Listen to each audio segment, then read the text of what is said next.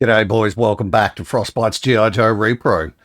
I don't usually open the classifieds on the channel. You know this. I'm more of a storyteller. I like doing the analysis of the old school Joe stuff. But this was just too much for me. And I've been waiting for this figure. I think it feels like since March. I put an order in with a local shop. I like to support my local shops. And I generally only use Amazon when I need to or when they've got great prices. But yeah, I put an order in with a local shop and got this today. Literally rolled in today. And I'm so stoked. I only ordered this because it looked fun. You know, a lot of the classified figures that I'm seeing, I'm sort of like, yeah, okay. I'm very aware that people have very strong connections to a lot of characters. And I don't even have that with CoverGirl. But the figure itself just looked like a beautiful figure and just looked fun. It looked fun like toys should. So yeah, I just, for the sake of I think $40 or $38 that I managed to score it for, I just wanted to get it and open it up and display it. And that's what we should be doing with toys, right? In my opinion, anyway. If you're a box keeper, that's cool too. Enjoy that. But yeah, let's crack on. So, Courtney Covergirl Krieger comes from this lovely lady. I have my Wolverine sitting over on the shelf. I won't bother bringing that over. You know what that looks like. We've gone through a few renditions. We'll go through that in a minute. But yeah, we've gone from this to now this. Earliest to now latest.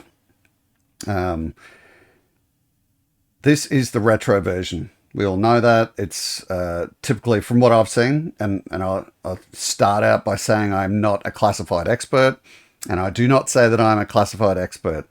From what I've seen of the retro versions, they're the closest that we should be getting to the original figures. I know that hasn't been the case with some of the figures, but you know, I think the antenna's there, and whatevs. You know, if you don't like them, don't buy them. Yeah, don't say you don't like them and then buy three or something. It's okay. They're just toys. All right, the card. The card itself.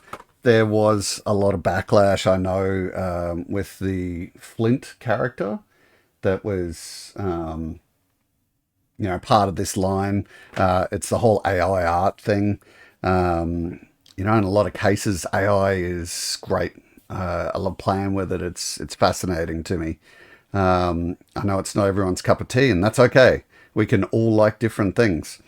But in the case of the Flint art that was done, yeah, I think that was a really bad effort. But I actually don't think the use of the AI was the problem there. I believe the quality control of the art itself and then the production of the cards, that's the problem here. You know, it's one thing for some guy that works at Hasbro to say, I think this is a great idea, but then how many other people did that card art pass through to then be let out into the public like that? I sort of get the feeling that it's more of an issue with a whole bunch of yes men saying, yeah, they love it. And possibly a boss that said he loved it but hadn't seen it, and everyone just trying to please him. That's the Flint. We'll stick to this, though, which is Courtney Covergirl Kroger. The card art on this, I think, looking at the figure is fantastic. We'll get into that. The card art isn't bad. I felt when you look at the Flint picture, it kind of looks horrible. But when you look at this, it's passable. It is a certain type of art, though, which is lifeless, over exaggerating on certain areas. You know, it's like with the bust line, you can see they've tried to enhance the bust line on it, but not show us all the bust line. Like there's a shirt that's pretty much all open, but they're not showing us that. Um, and the hair specifically feel, you know, and like it should be if you're going to have a Joe character that has fantastic hair, it's probably someone that is knowingly beautiful and compared to a cover girl or a supermodel. But yeah, just, I don't know. My biggest complaint with this would be that it's just lifeless. There's no emotion occurring on that face. As someone running into battle with an explosion behind them with a big ass laser rifle, I would expect some sweet ass emotion flowing there, and it's sort of what we see on the face, but not on the art. I don't know why you wouldn't have art that is following expressions on the figure itself. But yeah, look, apart from the lack of emotion, I think the picture's really good, and I'm happy with it. So yeah, take from it what you will. On the back, we see our card. It says CoverGirl was a high fashion model before growing disillusioned and enlisting to put new direction in her life. Her phenomenal mechanical repair and driving skills reduced most people to stuttering fools, even more so than her stunning good looks.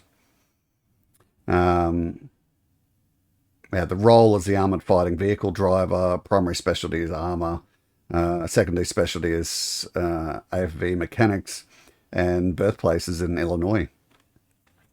We can see those other examples, the Tele Viper and Flint. And yeah, that Flint is bad, but you know, we've had bad before.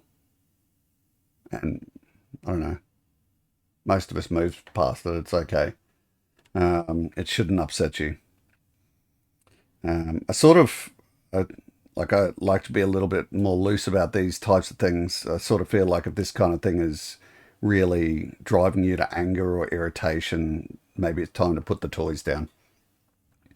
On the back here as well, you know, I remarked recently in my opening of a X-Men 97 Emma Frost and Jubilee that, you know, it's pretty much the same thing. We're just getting, like, what is that, a quarter of the card is just, to me, useless. You know, the warning small parts, and then we've got a whole box devoted to that in 20 different languages. Who cares, bro? Like, all that area is just parents explained in different languages. Yeah, don't sort of need it that much. So yeah, that's the card.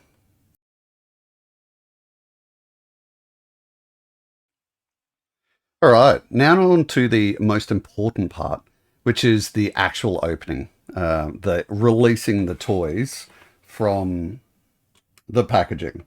If you haven't done that in a while, don't be afraid to find a toy and open it up. Don't let these guys just live forever in the plastic. I do really like this packaging that Hasbro does now with this, and saw it recently with the X-Men 97 figures. I like the fact of it's such a way more reinforced card. So it just has a lot more strength to it. Feels sturdy. Feels like you're holding a real toy rather than a shitty piece of cardboard. So yeah, this is how I remove a lot of my figures. The ones that I'm definitely gonna keep out of the packaging. On some of the other ones that I've opened, I will just cut the bottom component here. and then just slide the whole thing out and then put it back when I'm done. But yeah, I bought this figure to display it, so that's what I'm going to do. All right. We get our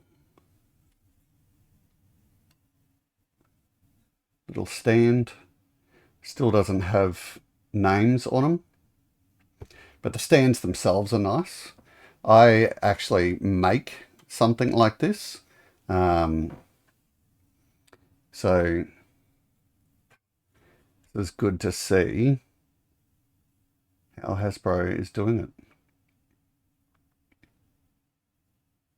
Nothing really special about it. It's not solid. But man, is it super high gloss on top. Really high gloss.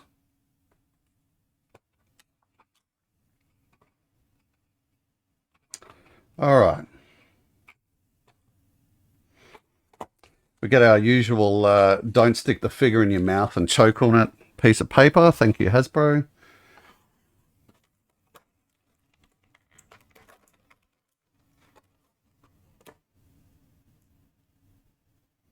Got our XMLR rifle. And to me, it looks like the XMLR TAC 3 Alpha rifle, which is the one I'm pretty sure we saw with Retro Duke. Like I said, I'm not an expert, just going off the very, very limited knowledge that I have. But as far as I know, it was a different one from the one that we saw with the Retro Scarlet. I think that was the XMLR 2, just a bit different.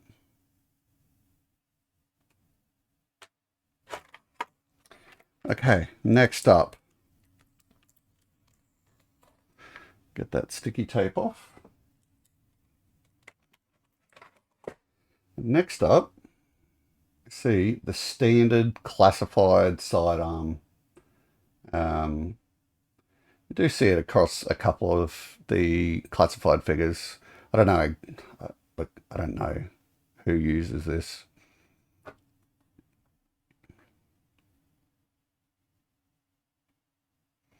It's a really nice detailed weapon.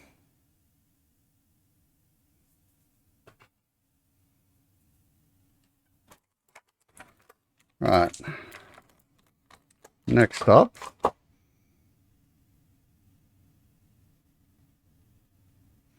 The sledgehammer. That head's a bit off. And that's how it was laying as well. So it's almost like it's curved downwards.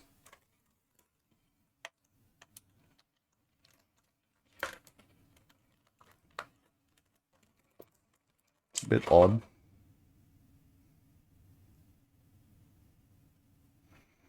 It's got the slightest curve on it.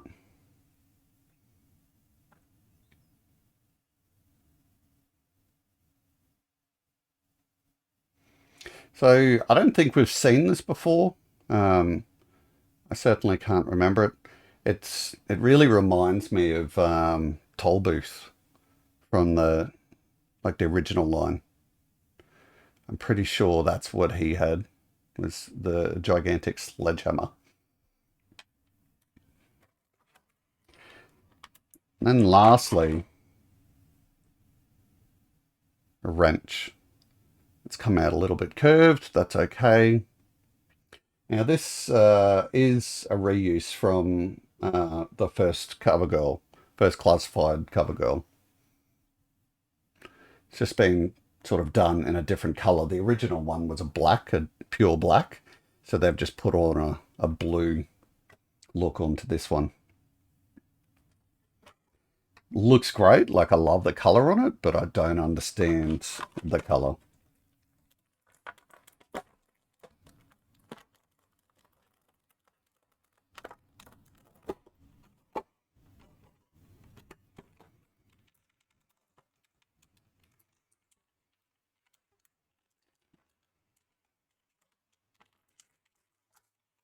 All right. It's actually just easily clenched fists. Nothing too exciting.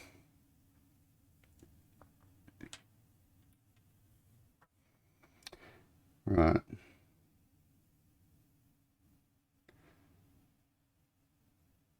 So let's have a look at this head mold.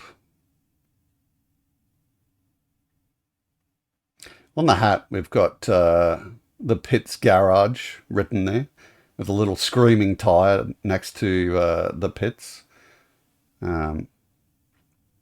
I really like the use of the trucker cap. And we can tell it's a trucker cap because if you look really carefully, you can see sort of the cross hatch pattern on the back of it, meant to look like a trucker cap. I think the the use of the writing up the top looks pretty cool. I don't really have any issues with that. Why can't we have a little bit of writing? The face on this, we're sort of seeing, a little bit of hair tossing off to the side there, like it's coming loose from the rest. That's really nice. The face itself, so it's sort of like the artwork on the card. It's really pretty, but emotionless. I don't know why they would have done that. They sort of, it's like they went to lengths to make one of them really happy, and then one of them like, meh, I could do with a shit, but I'm not sure. Yeah, it's just unusual. I sort of feel like with this head sculpt, they spent all of their time doing the hat and the hair, which both are really good. You got this really nice ponytail on the back and it looks really detailed. But that face, just really pretty, but just does not give a shit. All right, CoverGirl herself. This face mold was the reason that I bought this figure. I just thought it was such a pretty face mold to be putting on a character, and especially her. It's really nice.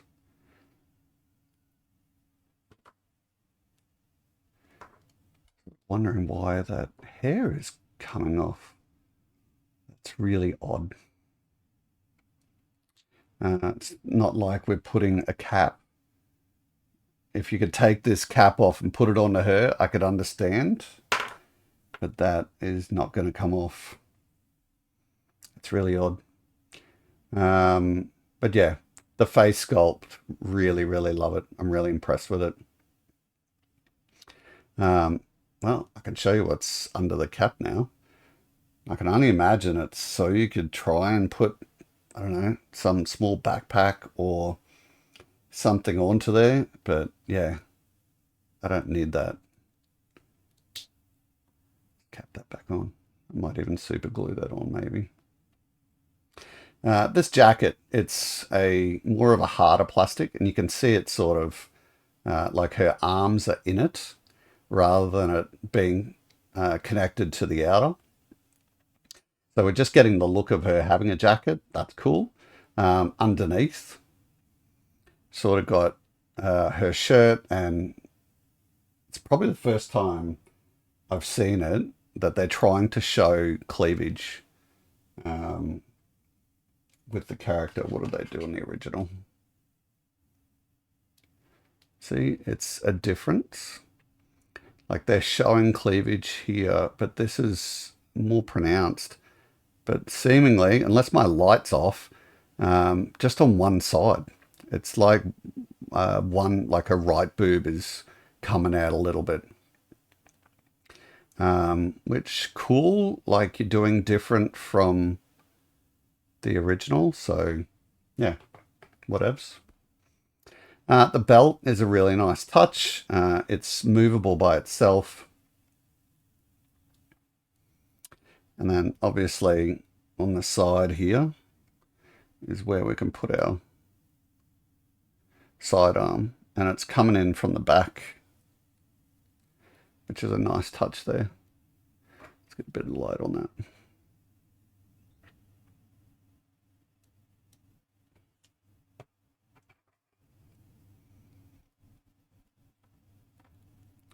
Everything's moving really nicely, which is a welcome change from a lot of the figures that I've opened in the past. The X-Men 97 figures that I opened recently were the same. They were just really nice and fluid. So on this side, get a bit closer look to that.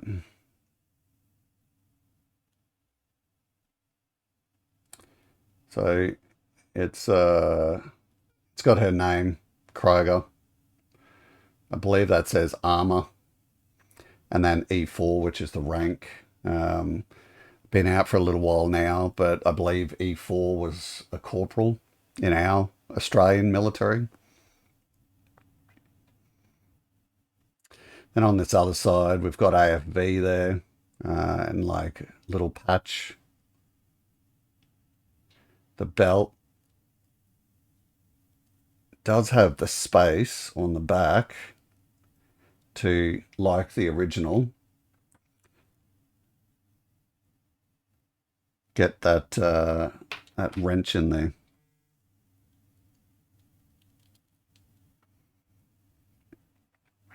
So interestingly, same type of feature for the belt, but the belt is different. So that's really good to see. Now, her outfit is really plain, but exactly what I do like. It's an actual military outfit and not just something that you go into the shops in. Now, the boots are really nice for some reason. Just the use of the brown and the black. That's really cool.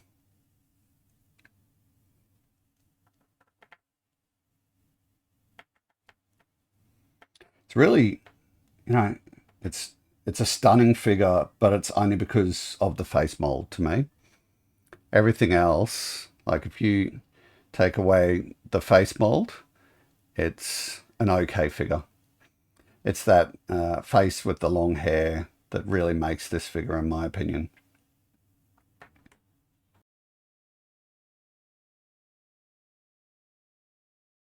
Okay, let's take a look comparison-wise. So we've got our original, we've got our first classified CoverGirl release, and then we've got our now retro release. I mean, you can see straight off the bat which one looks more like the original and which one does not. It's actually really uncanny, unless you've put these things together or seen this, that, yeah, the retro release, which to me should look way more like the original, just doesn't.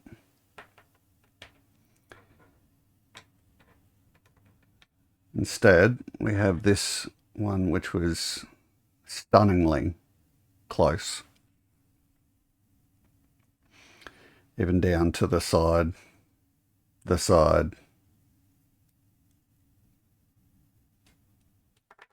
and the hair. But it's clear that, they've gone with a version that is a lot more appealing. Like I said, it was the face and the hairs and, the alternate sculpt. They're the reasons I bought this one. It wasn't just because it was a female character. This is a great looking figure. I do really like this, and I love that it's so close to the original. But this thing, man, just really nice. So when we look in comparison to these two, like I mentioned earlier, the belts are different, but we're looking at, a couple of the same things, which is still having that handgun and having it sort of holstered on the right-hand side. She, in the retro release, is interestingly missing the Joe pad, which is cool, I suppose. What else? I do really like the use of the rank, the name, and the type on there. I don't know why she doesn't have Krieger on her breast pocket though, which is more indicative of military for me. The only thing I can think of is we have had like ID holders that are velcroed, and you're slapping them on your arm when you're walking around. And that's very much what that looks like. However, you know, to me, that would have a picture of her as well, and that doesn't. We're seeing, as mentioned before, this reuse of the wrench, and that's cool. That's okay. This is her thing. So why not use the same wrench and just, I don't know, give it a different paint decal? It's cool that it's being used in the same spot on a belt. That's cool. We are seeing different boots, and jacket is different as far as I can tell. Obviously, different trimmings, different details. This is just way more cleaner military unit uniform rather than this, which is that sort of I'm a pilot or I'm someone in command of something kind of wear. Whereas this is a, hey, I'm one of the boys, and you know, let's go and get this job done. Okay, so that's the comparison to the two originals.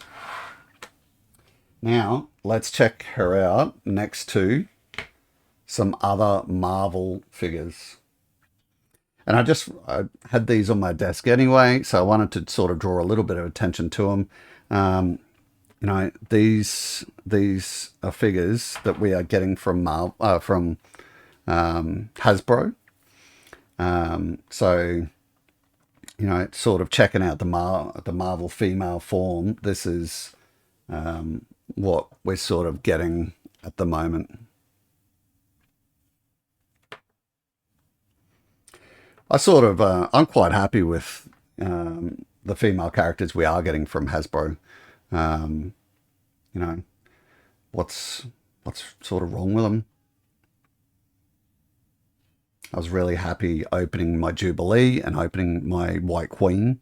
I'm still very happy with this CoverGirl, and I'm just now exceptionally happy to have this version.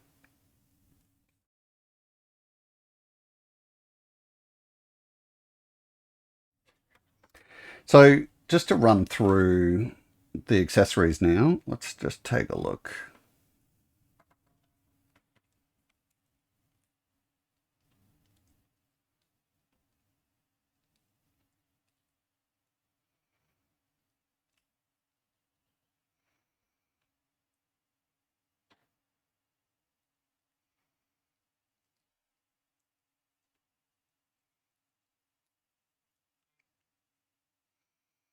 I don't really sort of like that XLMR. I'd rather probably just, you know, the shoddy that we got with her, or give me some kind of other assault rifle. Now, this, where are you going, buddy?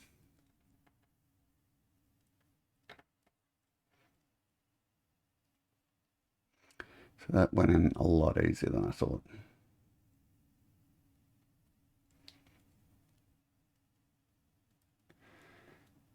I can't stop looking at this face sculpt. It's just so pleasant. All right, so that looks cool. The hammer. This. Oh, before we do that, I feel like we want to have that over here.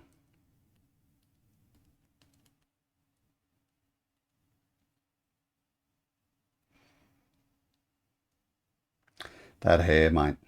I do not like that. You can tell me in the comments why that hair detaches. I'd love to know. I just don't have the experience with the classifieds.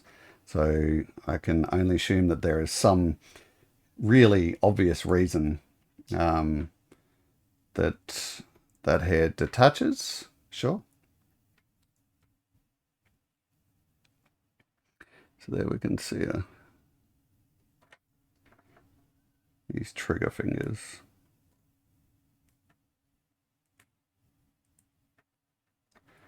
There we go.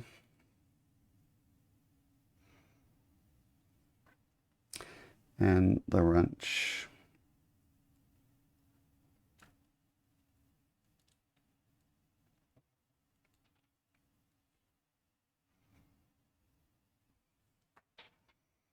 Okay. Let's change out one of these hands.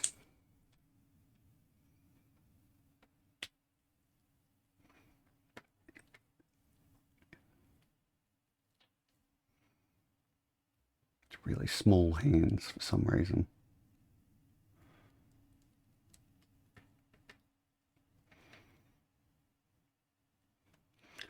And then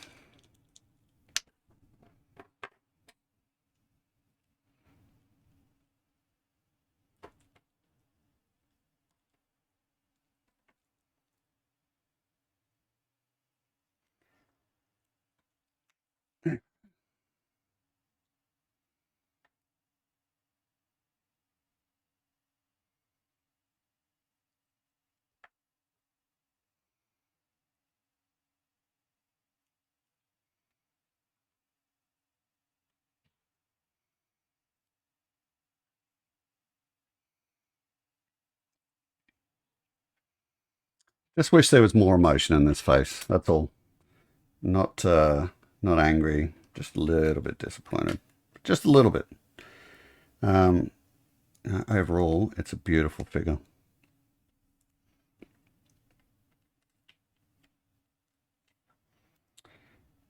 Why is that not slipping in?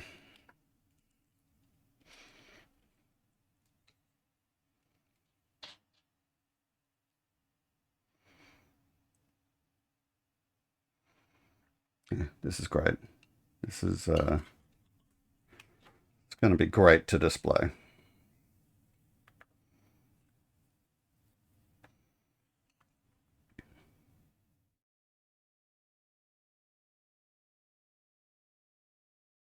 To me, money well spent. Definitely a figure worth buying. I can't imagine why a Joe fan wouldn't buy this figure. Don't get too caught up in the AI art bullshit. It just doesn't matter. The figure is really great. I would say the only downfall is this head. Maybe I've just got a shitty one that maybe it's not supposed to come apart, but I can tell you that's really easily coming apart. But that face mold, that is beautiful. It's so funny. The fact that the hair is separating it from it so easily is easily the shittiest point. But the face mold on it is so beautiful. So yeah, let me know in the comments what you think. Will you be buying this? Have you already bought it? What do you think? If you like this content and you'd like to see other content, go and check out my members section for the low cost of, it's about $2 a month. You get access to an extra 2 to 3 videos a week, and they're mail calls and box openings and figure openings. This week you can check out my opening of these 2 figures, and best of all, you'll be supporting a guy that just likes to buy and show off toys, which is what we're all in it for, right? But yeah, thanks so much for watching to this point of the video, and until the next video, stay frosty. Bye bye.